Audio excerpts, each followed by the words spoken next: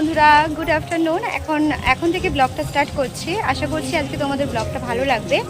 আমি আর আমার পার্টনার বেরিয়ে গেছি। এখন যাচ্ছি, তোমরা কি যাবে তাহলে? এখন যাচ্ছি হচ্ছে বাবা মহাদেবের কাছে একটু পুজো দিতে। তো চলো তোমাদেরকে পুরো ব্লগটা শেয়ার করব আর তোমাদের সাথে পুরো জার্নিটা শেয়ার করব। তো চলো দেখতে থাকো আজকের ব্লগটা। দেখো আজকে ওয়েদারটা কি সুন্দর, তাই না?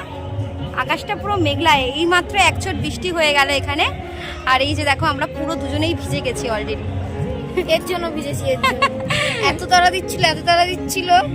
আরে 3:10 ট্রেন, সেখানে এখনো ট্রেন আসেনি, তা আমার কি দোষ বলো? আমার বারবার ধরে বললাম যে ট্রেন লেটে আছে।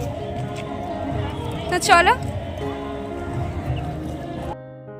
ট্রেনের জন্য ওয়েট করতে করতে আরেকবার বৃষ্টি চলে আসলো। আবার স্টেশনে সেটের নিচে এসে দাঁড়ালাম, আর এখানে মুষলধারে বৃষ্টি হচ্ছে।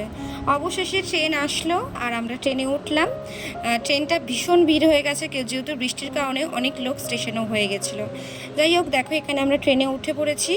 আর এখানে একটা মাঝখানে ভদ্রমহিলা বসে পড়েছিল, ও বসেছে ওই পাশে, আমি বসেছি এই পাশে। যাই হোক, চলো এবার যাওয়া যাক।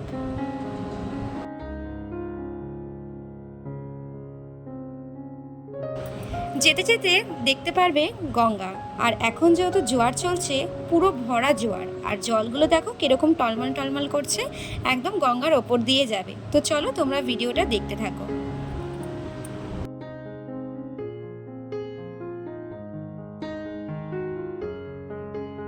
তো আমরা স্টেশন নেমে গেছি।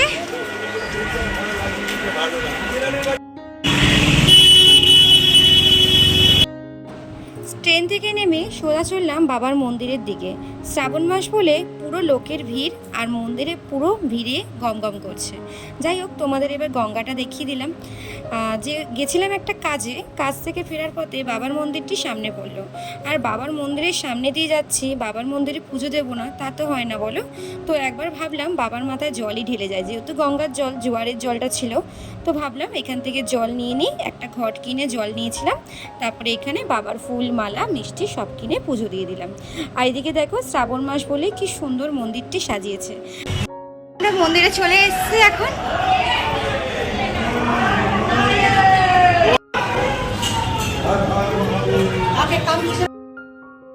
পুজো দেওয়া কমপ্লিট, এবার বেরিয়ে যাচ্ছিলাম। আর ভেবেছিলাম পুজো দেওয়ার আগেই তিলকটা দেব, বাট তখন ওদেরকে দেখতে পারিনি কাউকেই। মন্দিরে ভীষণ ভিড় ছিল, ওর জন্য তাড়াতাড়ি করে চলে গেছিলাম। বেরানোর পথে সবাই ঘিরে ধরেছে, দিদিভাই আমার থেকেই পড়তে হবে। যাই হোক, একটা বাচ্চার থেকে পড়ে নিলাম। আর এই জিনিসটা পড়তে আমার ভীষণ ভালো লাগে, খুব পছন্দ করে এই জিনিসটা। তোমরা কারা কারা পছন্দ করো অবশ্যই কিন্তু কমেন্টস করে জানিও। তো এদিকে দেখো ও পড়ে নিচ্ছে, এবার যাব দুজনে মিলে বাড়ির দিকে। তো চলো যাওয়া যাক।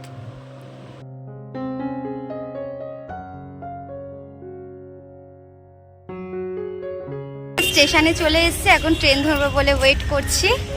আর পুজো দেওয়া কমপ্লিট আমাদের। সত্যি আজকে পুজো দিয়ে মনটা একদম শান্তি হয়ে গেল। অনেকদিন 1 ঘন্টা ট্রেনের জন্য বসে থেকে দেবো। 1 ঘন্টা ট্রেনের জন্য ওয়েট করেছি, বৃষ্টিতে পুরো ভিজে গেছি আমরা আর কি। যাই হোক, পুজো দিয়ে মনটা খুব ভালো লাগলো। তো চলো এবার বাড়ির দিকে যাওয়া যাক, আবার বাড়ি থেকে তোমার সাথে